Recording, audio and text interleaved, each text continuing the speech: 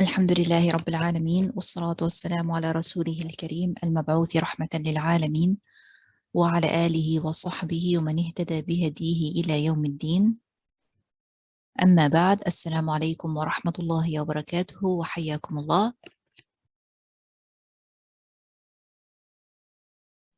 وعليكم السلام ورحمة الله وبركاته. جزاكم الله خيرا. I pray you're well. Inshallah, the start a few minutes to recall, to remember what are things that you learned through this series last few weeks when we're discussing preparation of your returning path. So what is it that you started maybe applying in your life? What is it that you remember from the lessons and you want to remind us all? Please share.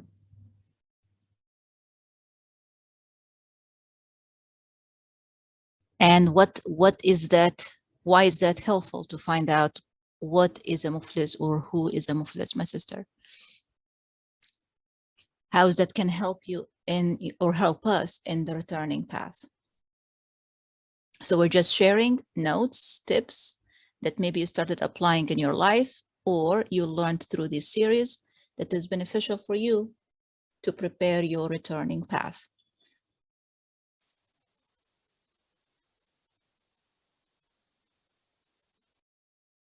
Ahsanti, jazakallah khairan. To be mindful of what we do, how do we respond, how do we interact with others, and avoid all those acts that can cause the loss of all those hasanat. Subhanallah, jazakallah khairan, my sister, for the reminder.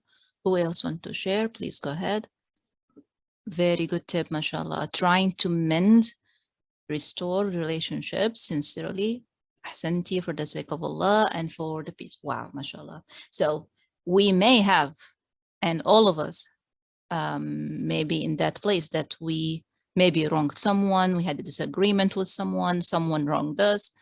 So going back and trying to mend in what we can, in our capacity, in our ability, and when we feel ready for it. So those relationships won't be source of taking hasanat, but our attempt to fix can be source of bringing hasanat to us. Really good. Jazakumullah khairan. Intentions.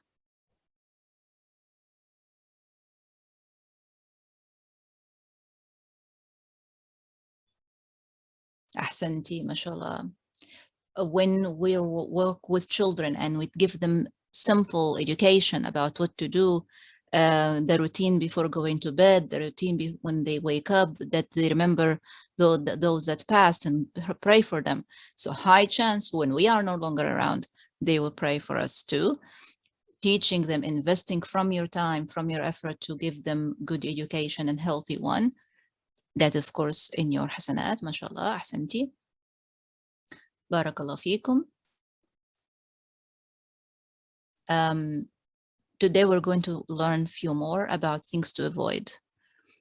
And then we're going to learn about something else important. Hope the time, inshallah, is sufficient for us. May Allah bless our time. So I'm sharing the first hadith. Can you see the hadith on the screen?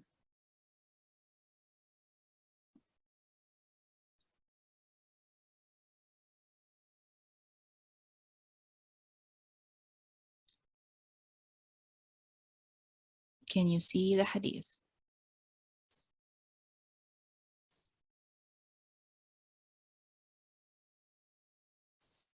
Okay.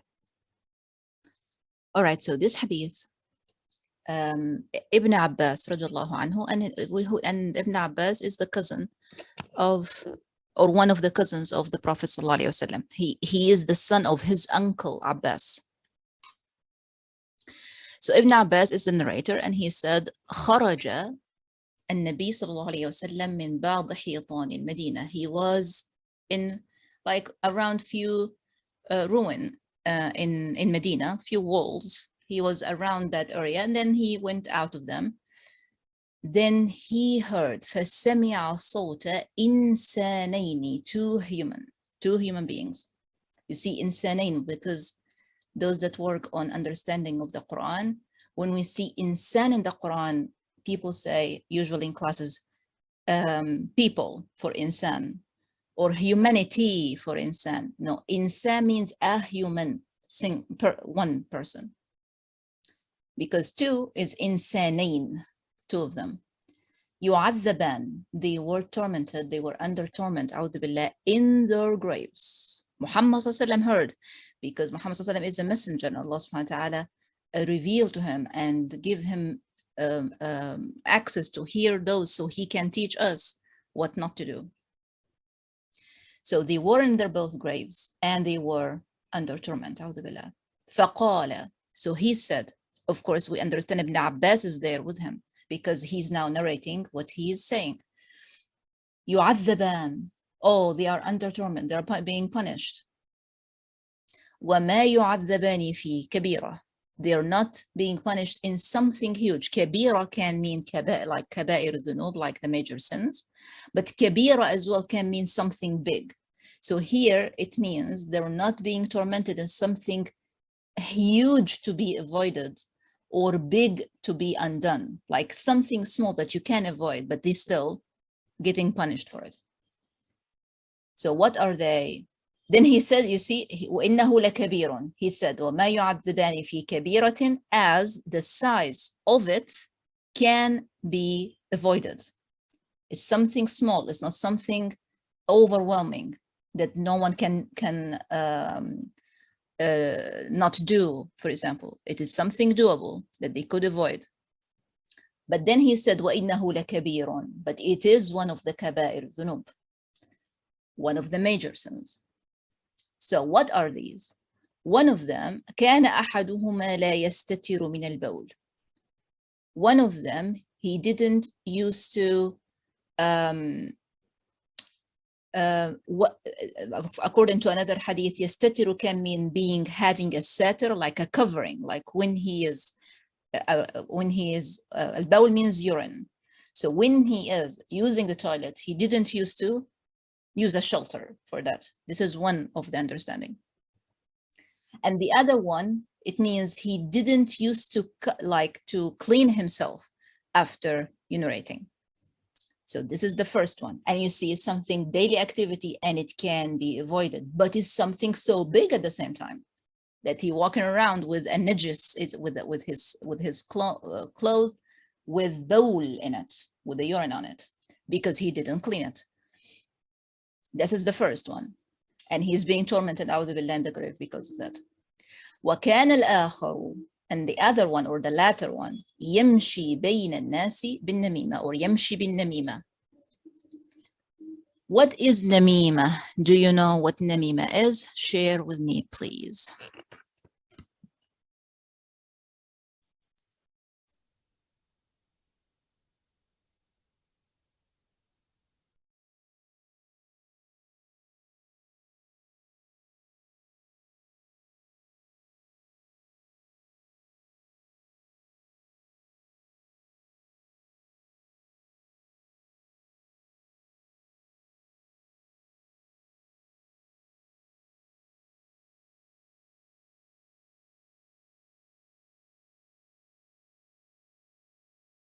Okay, so we are looking at an-namima. What is namima from your understanding, or if you heard the word before?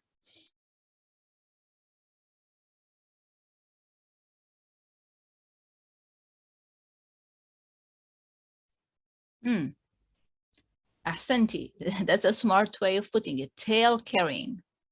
Okay, what else? Even if you knew it in a different way, but it's really important that today, after the end of this lesson, you understand what namima is. Again, Muhammad ﷺ saying it is not something big, like you can avoid it, but you will find yourself falling into that, hearing it or saying it. So you need to understand exactly what is it.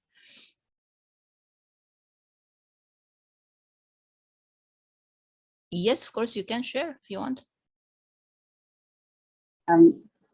Is that if someone says something about the other person, and that person go to the person and tell the other person was saying this about you, Okay, Jazakallah khairan. Barakallah fiki. So if imagining a situation from what my sister Shakira was saying, three people, two has spoken, one of them mentioned person C, so they're A, B, and C. So person A and B is spoken together. One of them mentioned C. And then when the other one, C, or met C, they say, okay, that person speaking about you, and he said such and such, and he mentioned you like this, and I don't know why he would say that about you. Then person C now is upset and want to go back to the person that spoke about him.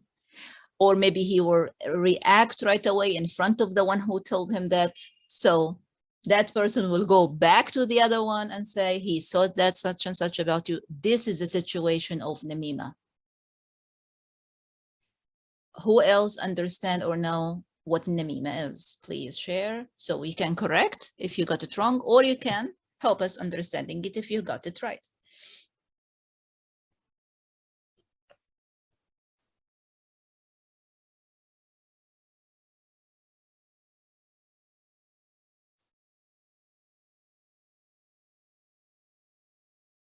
Okay.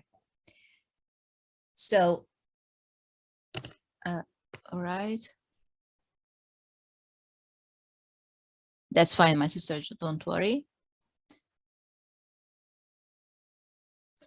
Would it be the same as gossiping? Yes, not same. Namima is a bit more than gossip.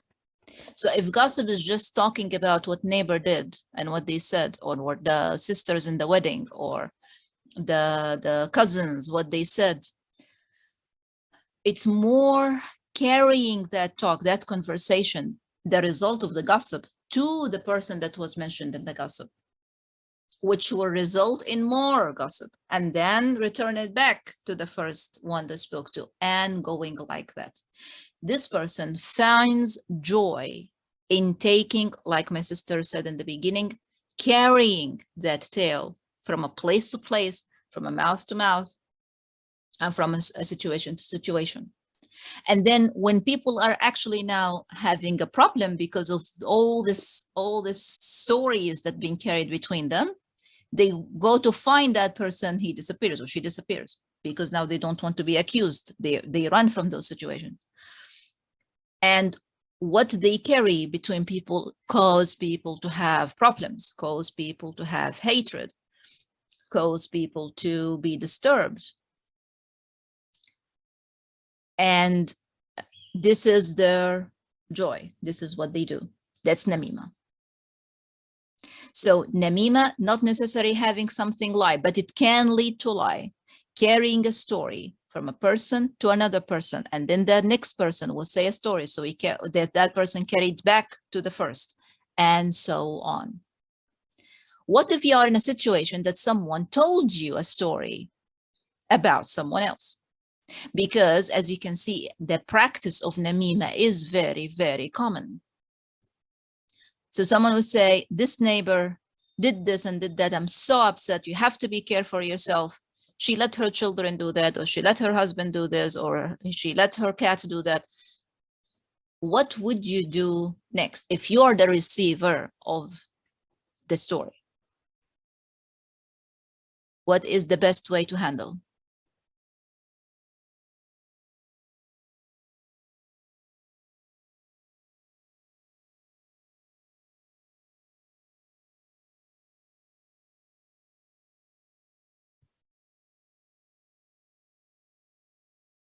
Yes.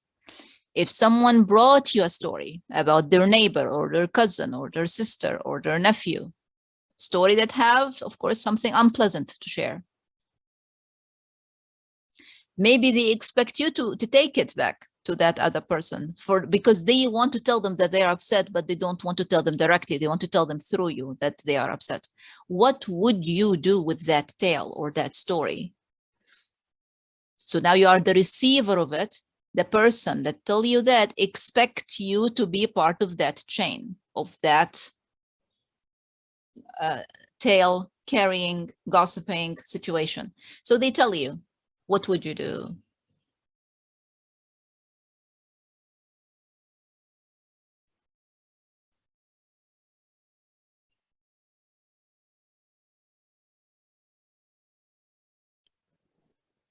Is it okay if I speak? It's a bit long for me to type. It's fine. You can speak. You're just aware that it's recorded, but you can speak, of course. Okay. I think just from past experiences of my own, now I find sometimes I am actually in this situation. And I think now, maybe in the past, I may have reacted and it might have caused a feeling inside of me. And I might have felt this need to want to tell the other person, not knowing that actually I was being slightly manipulated to do that, if that makes sense. That was what the person wanted in the first place. I think now I'm able to sit with that feeling. And sometimes it's uncomfortable when you hear something about someone else that you're listening to it. I think over time I'm able to sit with that. Like even so kind of like this morning, an incident happened. Someone's told me something. I'm sitting with it still right now, but I know not to take it any further, because I know in English is like a saying of someone who stirs the pot. Mm-hmm. And by me passing that on can cause a bigger unnecessary trouble or unnecessary conversation. So I think now I can say that I've learned over time to sit with it and just take it in. Okay. Not in, but just to sit with it. Okay. Jazakallahu khairan. Barakallahu fiki for sharing.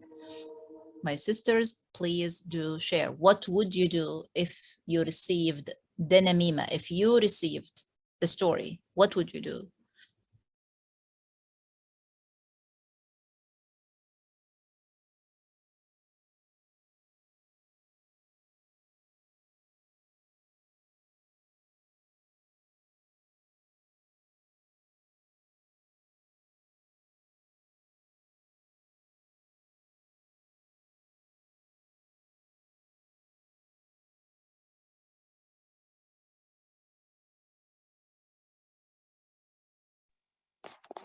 Would you tell the other person that it's not your place to know this information? The person is telling you the tale. Mm-hmm. Okay. Jazakallahu khairan. So my sister Arifah suggests, would you tell them, this is not my place? Why are you telling me this? And you have to make it clear also together with, why are you telling me this? That I am not going to tell it. So you, by saying I'm not going to tell it, you're doing two things. You're clearing for them your position, and you're giving them a tip as well, that they are, if they are part of that chain, they can as well decide to break it. I have a choice not to tell that story and carry it around. And you have to say that out loud. Yes, you are in a defensive position, because now they're throwing you something, expecting you to continue carrying it. But to take it as well from a teaching point of view and say, you can have that same choice. Everyone does. You see, Jazakallah khairan for that. So my sister Shabina said, okay, I will take it. I know it can stop at me. I don't have to carry it around and have unnecessary conversation. My sister Arifa thought, okay, but I have maybe to tell them, why do I have to know that? And add to that, you can tell, or you can share, I am not going to carry it around.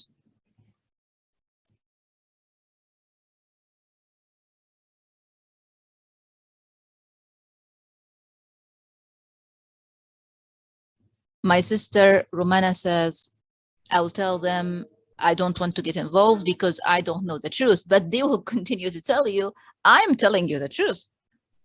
So don't just justify, because you don't need a justification. Just state clearly what is it that you're about to do. First, please let's not talk about other people. Second, I am not going to tell the story to anyone. Maybe they come to you from a place like, would you hear me out? I am troubled. I need someone to listen to me. You see, they would come to you from that door. It is okay. Open for them and allow them to speak. You will know instantly if they are just troubled or if they want to continue having different reactions to the same story they're carrying around. So what you do, is after you hear the story, say, Astaghfirullah, may Allah forgive us, and say, listen, I am not going to continue carrying this. You have a choice not to carry it either. Just let it go, forgive the person, say, or go speak to them directly if you're still upset, but I'm not going to be in the middle. Clear. Exactly. We don't carry it to anyone, and we state that clearly to the person that's carrying it to us. Maybe that will give them a notification, that will give them an information that you can stop too. If you have the willpower to stop and not carry it around, why won't they? You see, this is another way. Jazakallah khairan. My sister Shabina, mother-in-law, talking about her daughter wanting me to tell her son. You state clearly with the most polite and gentle manner. See, I don't know how you address her, with a polite way, and say, listen, I am not going to be able to do that. You know, I learned that you can share even the hadith. I learned this hadith about namima. I learned this hadith about gossip. I don't want to be involved in that. And if you want to tell her something directly, it's the best place that you tell her directly, or you tell your son directly. So not to be rude or anything, be kind, be gentle, choose your word carefully. If you're talking to an elder person, like mother-in-law or mother or dad or father-in-law, because they can take it as if you're putting them down or you are undermining what they say. No, I love you and I love listening to you. I just don't want to be part of this. And I don't want to continue carrying it, you see. So this is namima, and this is what you could do with namima. And if it was brought to you, of course, that to say from the start, you don't carry namima around. If you are hurt because someone said something to you, you can choose a person that you trust, the closest person, a friend, a sister in Islam, your mom, your husband, someone that you trust, that they don't have this carrying the tale or carrying the story to every other place. Tell it to them, seek their advice. So your intention of saying it to someone else is seeking their advice, not for them to take it to the other person. And you can state that clearly. I'm telling you that not because I want any reaction from you. I just want you to hear me out and tell me your advice if you have one. So Muhammad said that the other person used to walk with namima, carrying the namima around. And he is a'udhu billah now, a'udhu billah, in the qabr, in the grave, being tormented. Then Muhammad called or asked for a jarida. A jarida is a part, like it's the big stem of the palm tree, or the big branch that carries all the leaves. That's called jarida. فكسرها, so he broke it. It was green. He broke it. كسرتين اثنين, like he broke it into two pieces. And he put every piece, every kisra, in each grave. This to answer a question some of you brought me a while back and said, is it okay to take plants to the grave? It is okay, or flowers to the grave. It is okay if you can stick the plant stem directly on top of the grave. Don't just leave it wrapped. Don't leave the flowers or the plants that you brought wrapped in the cellophane or whatever and put on top. No, try to stick it on top of the grave like Muhammad did. He put a piece in this grave, a piece in that grave, and he said, maybe it will lighten what they are suffering or they are facing, as long as they didn't dry the two pieces of the branch. So as long as the branch is still wet and has water in it, it may help them in reducing the heat, a'udhu billah, or the degree of the torment that they have. But once it dries, it goes back to what it was. So is it okay to take plants to a grave? Yes, it is. Of course, not by you, by another person that can actually stick it inside it. Okay, so what we learn from this hadith to prepare for our path. Again, to watch our tongue. What do we say? What do we hear? What is the story that we're carrying? Why are we carrying it? What is it, our intention from telling this story to our mother or to our father or to our sister or to our son? What is it? Do we want a reaction only? Do we want an advice? Do we want the person to continue carrying it? This is very, as Muhammad said, it is not something big, but it's something very, very common. And people don't even realize when they do it. But is one of the kaba'ir dhunub, one of the major sins that can prevent someone from going to Jannah. Guess what? And a'udhu billah, start with or add to the grave. And the other one is continue to clean and wash, and teach our children to continue clean and wash after using the toilet. And not to take that lightly because they want to play or because they're rushing to go to a place. No, take your time, clean yourself well, and then come. So as you're giving them that routine, they will grow up doing it. Don't leave the bathroom open when you're using the bathroom. Close the door. Sometimes it's for your own ease that you want them to keep the door open. Teach them to close the door and keep checking on them. Are you all right? Are you okay? Do you need something? As long as you know that they can clean themselves and they are independent, don't encourage them to leave the door open. So we learn this from the hadith. Again, what not to do. Any questions, please?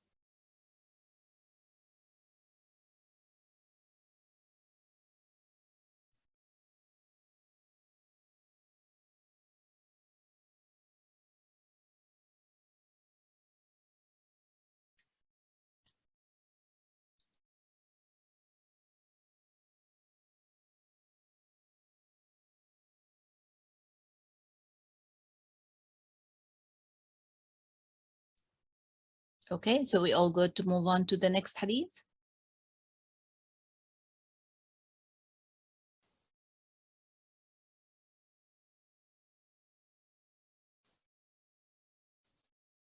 Okay, so our next hadith is this one. Again, what not to do. We're going to learn from this hadith something to avoid doing. Sorry, I did not share the narration of the first one. The narration of the is in Bukhari. The hadith about the namima that we read now is in Sahih al-Bukhari. Here it is for future reference. So this is the hadith we already discussed, and this is the following one. It's Sahihun Hasan, Hadithun Hasan, and it's Riwayat Ibn Majah or in the book of Ibn Majah. So this hadith عن ثوبان صحابي جليل, narrating that the Prophet ﷺ says, لأعلمن أقواما من أمتي, I know people from my nation, like from the followers of the Messenger ﷺ. يأتون يوم القيامة, they will come on the day of judgment, بحسنات, with good deeds. أمثال جبال تهامة, like the size of the mountains of Tihama. Tihama is a place in the Arabian Peninsula close to Mecca, and they're big mountains. So he's saying their hasanat is like mountains of Tihama. If you didn't see a mountain for some time, and it's really close to you or in a place accessible to you, please go and be around the mountain for a while. You will have lots of lessons just by being a mountain, being around the mountain for a while. You teach how firm, how huge they are, and that will help you understand many verses in the Quran and many hadiths. So Muhammad say, they come on the day of judgment with hasanat, like Jibal Tihama, like the mountains of Tihama. Bidun, like the hasanat are lots, they have white color. فَيَجْعَلُهَا اللَّهُ عَزَّ وَجَلَّ هَبَاءً مَنْثُورًا. So Allah subhanahu wa ta'ala would make all these hasanat like flying dust. Like, you know, the when you open your window after you clean a surface and there is a dust tray moving in the sunlight, that is what we call in Arabic haba'an mansuran. So see how light that is? You can't even collect it. You can't even put your hand on it. Those little fibers that you can see in the sun ray after you clean a dusty surface. So those hasanat will be haba'an mansura. Why? So Thawban radiallahu anhu, the Sahabi asked, Ya Rasulullah, صفهم lana. So Thawban radiallahu anhu want what? A sifa, like he want Muhammad sallallahu to describe them to them. ألا نكون منهم ونحن لا نعلم. Maybe we are one of them, for us not to be some of them, and we don't know. قال, he said, صلى الله عليه وسلم, أما إنهم إخوانكم. أما إنهم إخوانكم. They are your brothers. So you can call them brother in Islam, sister in Islam. ومن جلدتكم. They could be speaking your same language. It could be from your native country. It's the same. وَيَأْخُذُونَ مِنَ اللَّيْلِ كَمَا تَأْخُذُونَ. And if you're praying at night, they also pray at night. وَلَكِنَّهُمْ, however, they are people إِذَا خَلَوْا بِمَحَارِمِ اللَّهِ انْتَهَكُوهَا. When they are alone with what Allah subhanahu wa ta'ala forbids, they do them. They commit those forbidden acts. That what they did, and that what caused their hasanat to go like haba and mansura. So let's talk a little bit about what they do. Khulwa is to be alone with something or someone.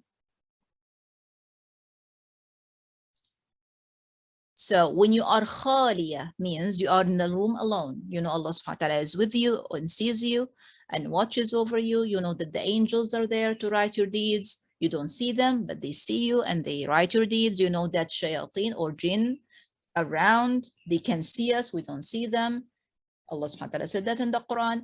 But as a other human being, you are alone. So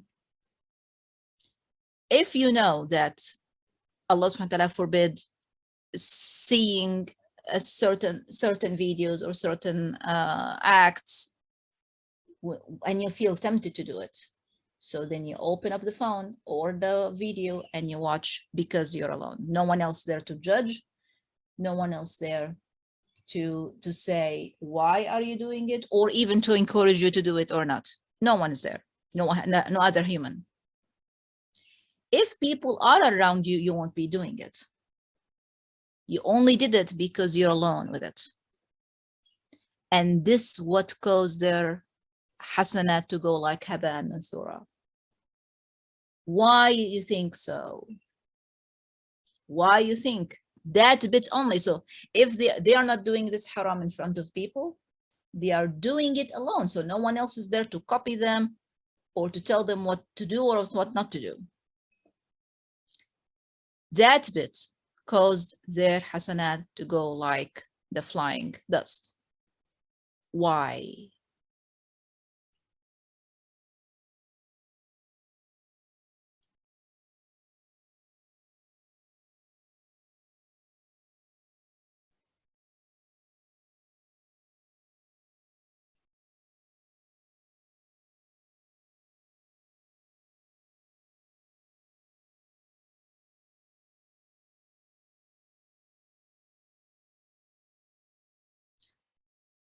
No, we're not looking at the name. Is it fahisha or not? Fahisha can be something like that and can mean a'udhu billah committing adultery. This can be fahisha too. So fahish or something fuhsh is something really, really bad, filled with badness. So we're not looking what's it called. We're looking why is it? Why is it that they lose all their hasanat on the expense of this act? Why?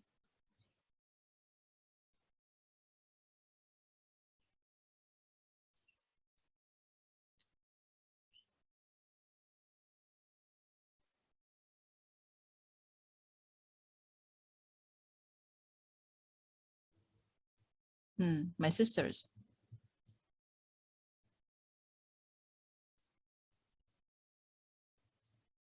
Hysterical.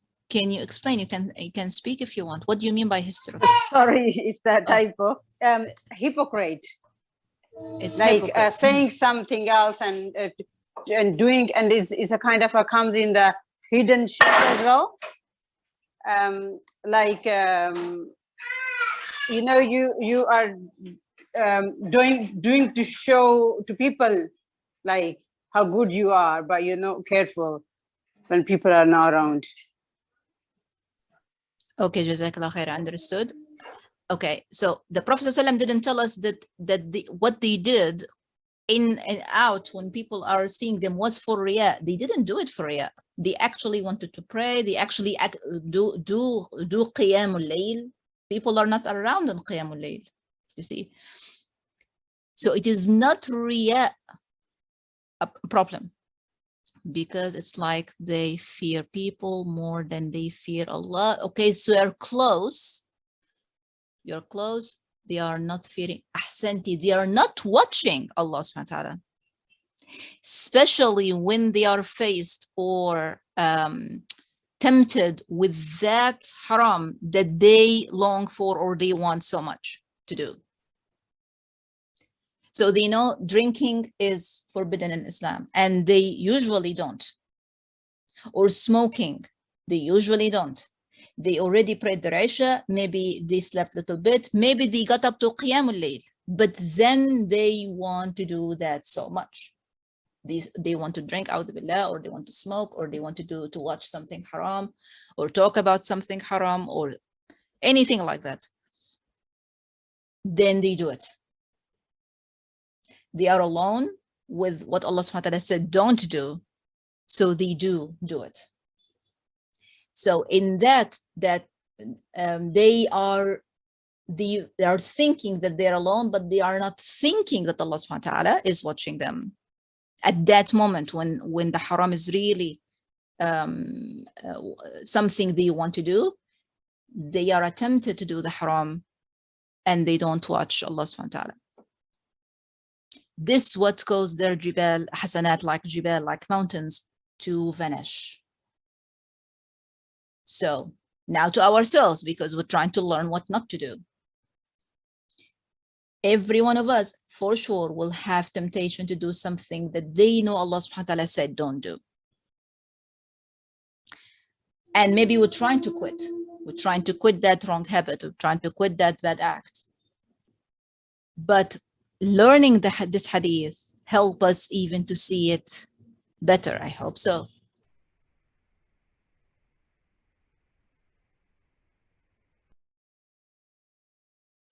Because the cost of that is losing hasanat that you are working hard to collect every single moment of your life, through your prayers, through your good deeds, through your sadaqat, through your siyam. So when you are alone with that thing that you know you want to do, still remind yourself, no, I don't want to lose my hasanat over this. So this is another preparation for your path, for your turning path. Please take notes. So next time when we ask, what is it? You already have your note. May Allah subhanahu wa ta'ala guide you to the best. We have collected few through the past 2 weeks, really good notes that you can put in your life right away if you have taken notes and reflected on them. Okay, questions before we move on? Because this is what we learned from this hadith. We learned that they are Muslims. They are really good Muslims. They pray even at night. They do qiyam. But they have this problem. When they are alone with what Allah subhanahu wa ta'ala said don't do, they do it. So we try to stay away from that.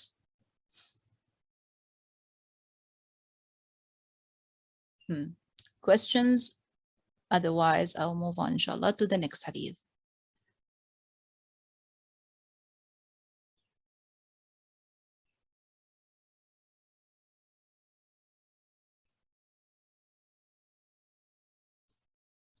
Okay. Our next hadith is telling us what is the first thing you are accountable for on Day of Judgment. The hadith is Sahih, رواه النسائي. This is the narration of the hadith. To check later if you want. So in this hadith, the Prophet ﷺ, the narration about Abu Huraira. Abu Huraira is the one who heard the hadith from the Messenger ﷺ. عن رسول الله صلى الله عليه وسلم قال: أول ما يحاسب به العبد صلاته. The first thing you are accountable for, the first thing you get account on is your salat. أول ما يحاسب به العبد. The first thing you have account is your salat. فإن كان قد أكملها, in case or in a situation that he has completed it, then what is the consequence after that? Then he is saved and he is good. He can move on to the next phase of his hisab. What if he didn't complete it? Allah subhanahu wa ta'ala says, انظروا لعبدي من تطوع. Look, observe, maybe he has tatawwa. Tatawwa is what? What is the word tatawwa? If you know it.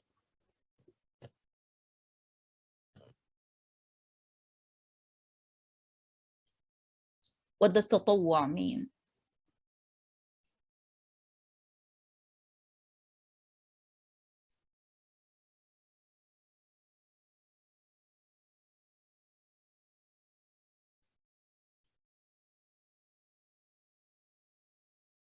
Okay, we don't know tatawwa. Tatawwa is something voluntarily you do. Extra prayers. For example, you like to pray duha, or you like to pray 2 rak'ah at the night, or you like to pray the 12 rak'ah sunnah mu'akkada before and after the prayers. This is called tatawwa, which means voluntarily work that you do to be closer to Allah subhanahu wa ta'ala. Now this tatawwa, you're going to see how important is this tatawwa. And that's why it's important to know now, so you prepare for your path and for your hisab. So Allah subhanahu wa ta'ala says, look, does my servant or my slave have any tatawwa? If they found for him tatawwa, then the tatawwa will be taken to complete his missing faridah of the salat. So imagine someone lived 30 years. Imagine someone lived, let's say, 30 years. Salah was mandatory on them when they were, let's say, 12, 13, 14. So for 16 years, they have to have everyday prayer, right? Five fara'id, al-fajr, al-dhuhr, al-asr, al-maghrib, al-isha, every day for 16 years.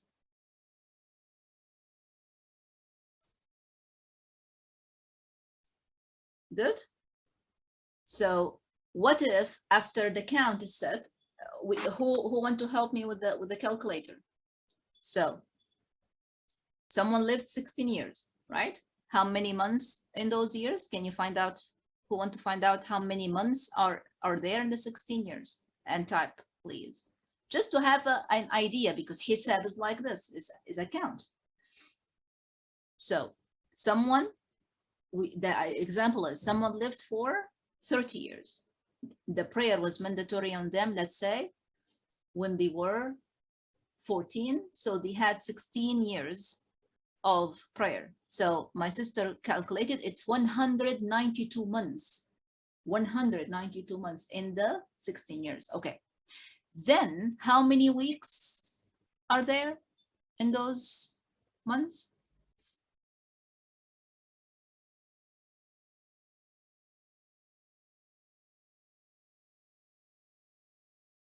MashaAllah, ahsanti, 768. This person only prayed for 16 years because their total life is 30 years. Okay. And then how many days are there in those many weeks? Which again, in those many years. I want you to see at the numbers little by little. MashaAllah, Allahu Akbar, 5,300 days. And little bit as well, 67 days. So every single day you're due for 5 prayers. So how many prayers you should accomplish or you should make, or that person that lived 30 years should make? Allahu Akbar. Almost ahsantum. We have two different counts, but it's about, there are a few thousand missing, or difference between. It's okay. We just want to have an idea. So between 29,200 or 26,000. Let's say close to, like, roughly 28,000 prayers. It should be in their book, that those that lived 30 years, right? So what if they had only 20,000? So there are 8,000 missing. What's going to be the account there? Allah subhanahu wa ta'ala will look, or will ask the angels, like here it said, unzuru. Does this person have tatawwa? So if they had a habit of tatawwa, praying extra prayers, then those extra prayers can complete the 8,000 that were missing. So it's telling you now, the hadith is preparing you for what you should learn from the hadith. First, of course, guard your prayers. It's the first one. It's the first thing you're going to be accountable for. Second, do what?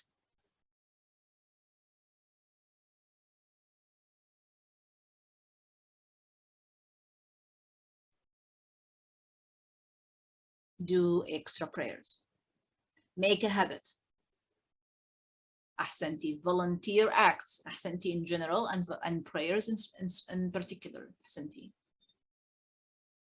If you have more of those volunteer acts, it's going to complete your prayer in case you missed some through the time you lived, or from the time when the prayer was mandatory on you until the time when we fulfill our life here. So it's a good idea when you feel appetite, open appetite for praying. Sometimes we feel this energy. I want to pray more before Dhuhr, after Maghrib.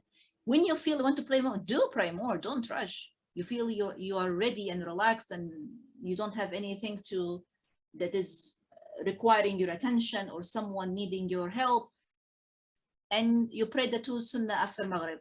What's stopping you from praying another 2 or 4 after Maghrib? It's extra, and it's going to count for later. You're going to need it later.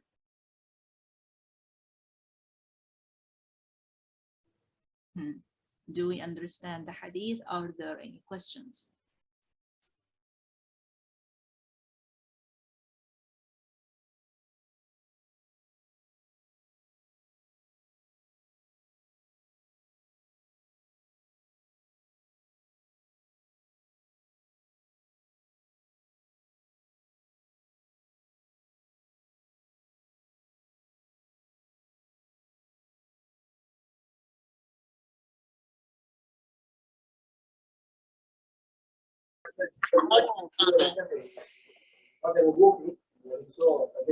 Okay. Alhamdulillah. Jazakallahu khairan.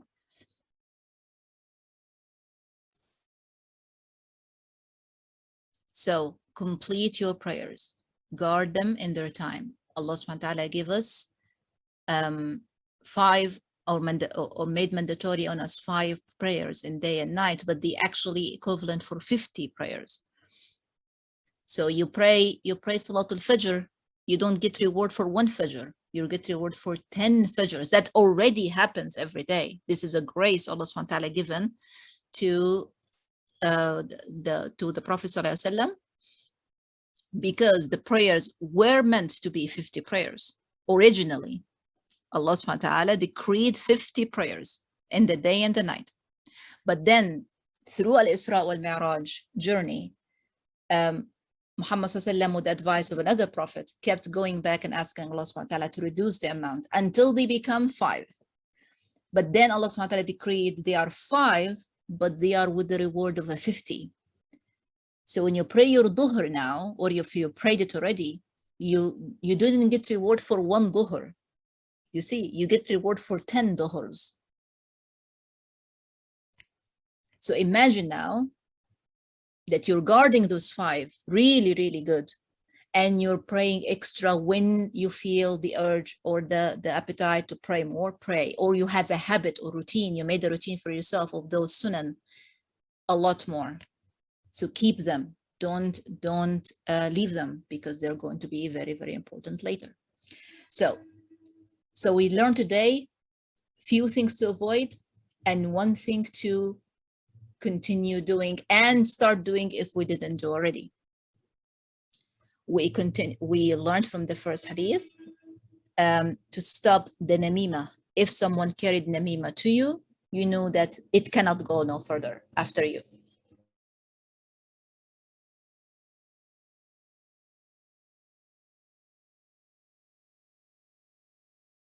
As well, we learned the manners of cleaning oneself after using the toilet, and it's really important. Closing the door behind you and teaching the children to do so when they're using the bathroom. We learned that we need to stay away from attempting to do something Allah subhanahu wa ta'ala forbid to do when we are alone with it.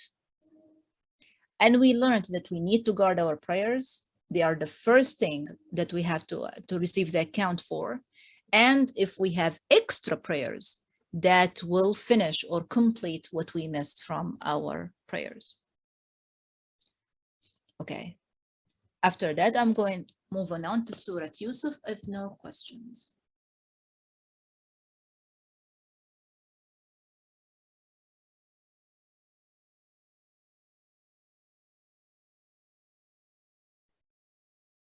Okay. Surah Yusuf. Last week, we have started verse 37. The situation is that Yusuf alayhi salam is already in the prison. 2 young men were let in the same cell or place that he is in. And they had both dreams that kept coming to them every single night. They have witnessed, they have seen how good he is, he supplicates, he prays. So they found he's a good person to tell them their interpretation of those dreams that keep coming to them every night. So Yusuf alayhi salam started answering their questions. So each one of them told his dream to him. And they said, we see you from those that are good doers, or muhsinin, those that practice ihsan. So Yusuf alayhi salam starts saying, لا يأتيكما طعام ترزقانه. Every kind of food will come to you here in this place that you are provided. I will tell you what is it before it comes to you. قبل أن يأتيكما. You see قبل before it come to you.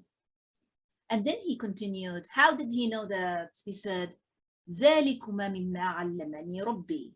This thing of yours that I just told you now, that I have the ability to tell you the food that you're going to eat before you eat it, and if before you know what is it, that is from what my Lord taught me.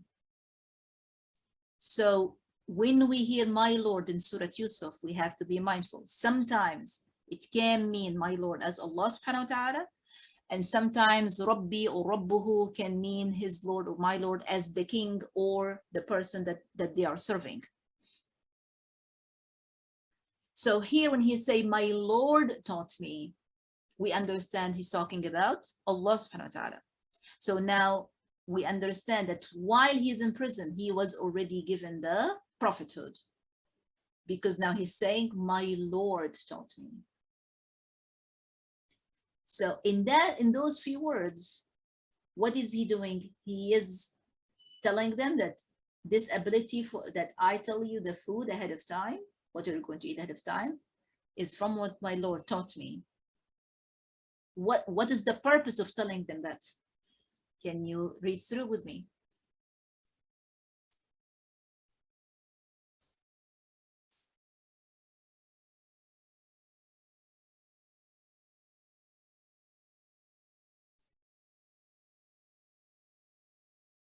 What is the purpose of him, Yusuf alayhi salam, telling the 2 young men That me knowing that is from what my Rabb, my Lord, taught me. Ahsanti. What does da'wah mean? He's opening up their hearts and their mind to know that there's something they may not know. He's giving them knowledge, light, to see their life and to see that there is a prophethood and there is messages. Ahsanti. So, and then he continued to say, indeed, I have left millata. Millata is like a religious practice. Millata qawmin, a religious practice of a people. لا يؤمنون بالله, because they don't believe and trust in Allah. وهم بالآخرة هم كافرون, and they are with the akhirah, they are deniers of the akhirah. Now, from this series of learning what to do in order to have a good path returning to Allah subhanahu wa ta'ala, do you know, or can you realize the person that doesn't believe that akhirah exists, or there is akhirah, do you realize how much they miss? So if you know that akhirah is there because you know it's there, you are trying to prepare your path. You're trying to avoid saying things, or try avoid doing things, or you try to do things so you have the best akhirah.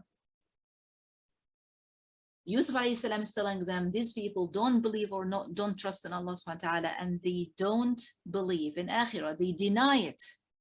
So if someone denying akhirah, you can already tell few things. How are they living now at this moment? And then he continued telling them, وَاتَّبَعْتُ, and I have followed. So if I have left the religious practice of those people that don't believe in Allah, then what am I following? What is he following? He is making this clear. He's saying, وَاتَّبَعْتُ, and I followed millata, the religious practice of, or the path of, abai, my fathers, Ibrahim, wa Ishaq, wa Yaqub. We learned that in the first lesson when we talked about Yusuf alayhi salam. Muhammad said he is Al-Karim, Ibn al-Karim, Ibn al-Karim, Ibn al-Karim, Yusuf, Ibn Yaqub, Ibn Ishaq, Ibn Ibrahim. His lineage is all prophets. So he's saying, this is what I'm following. I'm following the path of Yaqub, his father, Ishaq, his grandfather, and Ibrahim, his great-grandfather. But he started with Ibrahim first. You see, he started with the great-grandfather, and then the grandfather, and then his father. So it's really good now that you take note of something. If you are asked, what are you avoiding and what are you following? Can everyone try and express, what is it that you are avoiding or leaving, and what is it that you are following? It's very simple if you understood these, and Yusuf alayhi salam had no problem expressing it. For example, for me, I follow the Prophet Muhammad sallallahu alayhi wasallam, who follows himself Prophet Ibrahim alayhi salam. So I follow Ibrahim alayhi salam. And I know, I believe in every messenger, every book Allah subhanahu wa ta'ala sent. I believe that there is no God worthy of worship except Allah. I believe that the hour is coming, la rayba fiha, no doubt in it. I believe that I'm going to be resurrected and I'm going to stand before my Lord. You see, when you clear what you follow to yourself and you say it clearly, by the way, you say it actually in every prayer. Are you aware of that? You declare what you follow every single time you pray. Who tell me how? How do you do that?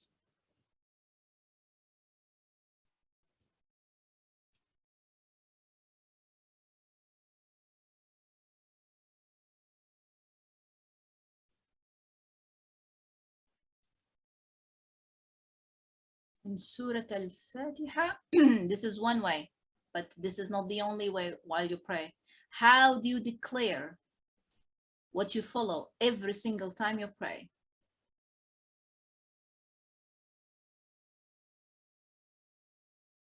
By saying,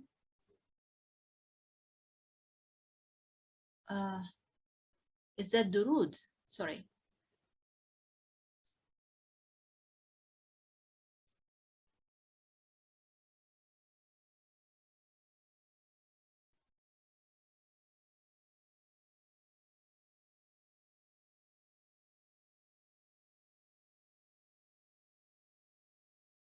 أشهد أشهد الله.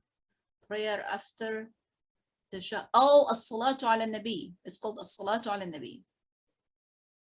It's when you say أشهد أن لا إله إلا الله وأشهد أن محمدا عبده ورسوله. So when you say أشهد أن لا إله إلا الله, inshallah, my sister, no problem.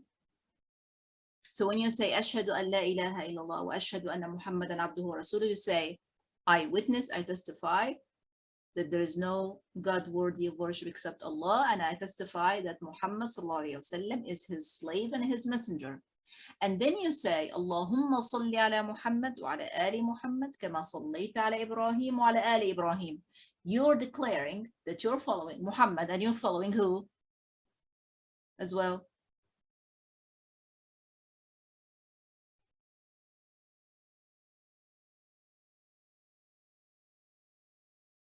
You're following Muhammad and you're following sallallahu alaihi wasallam and you're following Ibrahim. We call this salat as-salatul Ibrahimiyya. That salat, when you say Allahumma salli, it is called as-salatul Ibrahimiyya. Ibrahim alayhi salam called everyone from those that follow them, he called everyone Muslims. Allah subhanahu wa ta'ala told us that in the Quran. Millata abikum Ibrahim, he's our father, not only Yusuf's father, he's our father Ibrahim, and he is the one that called us Muslims. So you're following Muhammad sallallahu alaihi wasallam, who is following Ibrahim alayhi salam. So you are as well following Ibrahim alayhi salam. Muhammad sallallahu alaihi wasallam is the slave and the messenger of Allah. Ibrahim alayhi salam is the messenger of Allah. Muhammad sallallahu alaihi wasallam is your messenger. Ibrahim alayhi salam is your father, according to the Quran and according to the Hadith. Abikum, Allah subhanahu wa ta'ala called him that, your father Ibrahim. Okay, so Yusuf alayhi salam is saying that I follow my fathers Ibrahim wa Ishaq wa Yaqub. And then he continued, ما كان لنا أن نشرك بالله من شيء. It is not for us, it wasn't for us to associate anything with Allah. Nothing with Allah. We don't have partners. We don't believe in partners to Allah. Not a ring, not a bracelet, not a statue, not a river or a sun or a moon or a tree or a person that we think with power. We don't associate anything with Allah. Shay, not the slightest thing. We have to put little light if you don't know what shirk is. When I ask in classes, adult classes and children classes, when I ask what is shirk, they have, especially the children, they say calling another partner with Allah, which is true, but this is not the only shirk. So shirk is, now I want those that attended the class that when we spoke about shirk, to tell me or to type for us what is shirk, or how many types of shirk are there.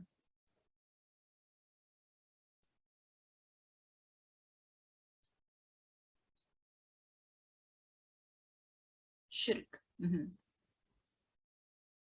There are 3 types of shirk. Ahsantum. Jazakumullah khairan. This is one of them. Ash-shirk al-khafi, or hidden, this is one of them. So they are, if you take them step by step, they are ash-shirk al-akbaru, the greatest shirk or the biggest shirk, which is when someone call an idol or a statue their Lord directly. So they say, this is the Lord, or this is my Lord, or they devote themselves to something other than Allah subhanahu wa ta'ala. Major, minor, and hidden. Ahsanti Atiyya, barakallahu fiki. So ash-shirk al-akbar, major, when someone call a partner directly to Allah. They say, we worship this statue because this statue takes our worship to Allah. We will worship the person that is buried in this grave because he used to be a good man and he's going to take our good deeds to Allah. That is shirk akbar. Ash-shirk al-asghar, like my sister Shakira is saying, ash-shirk al-asghar is not believing in another idol, but doing certain acts. Like, for example, if someone is taking an oath, they say, for example, I swear by the Kaaba. or I swear by the life of this person or by the death of this person. That is called shirkun asghar. Shirkun asghar doesn't take a person altogether from Islam, but they need to repent to Allah subhanahu wa ta'ala and they need to correct their sayings. So you see, shirk asghar can exist in what you say.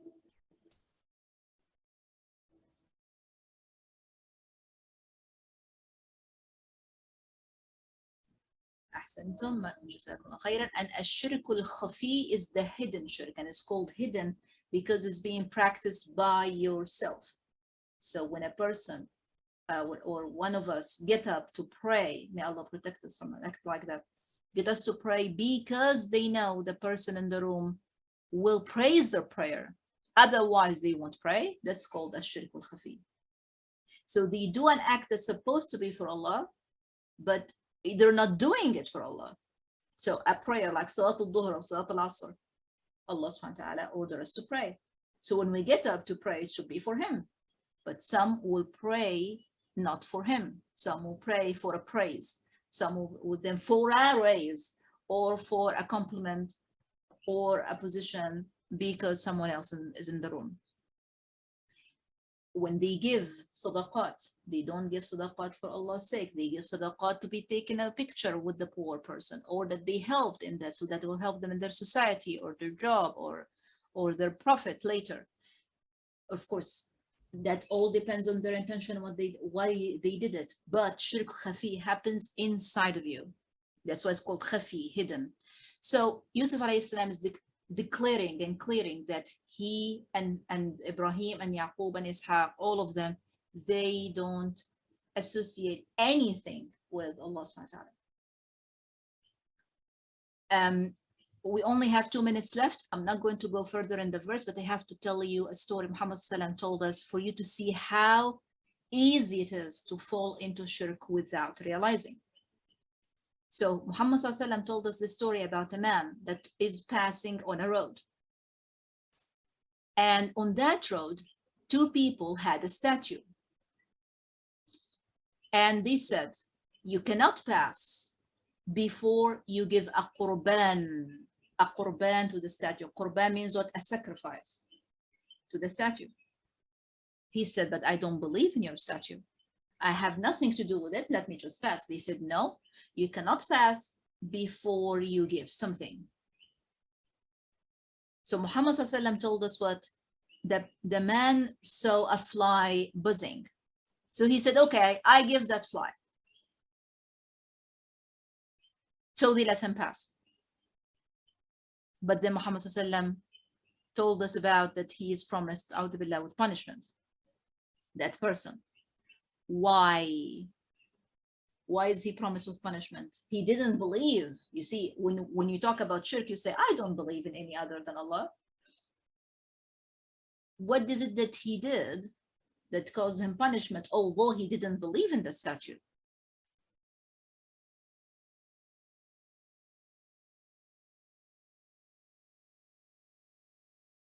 Do we understand it? Do you understand the story?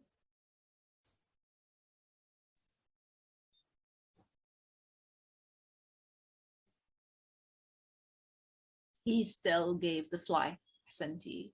He gave a gift to a statue that's being worshipped other than Allah.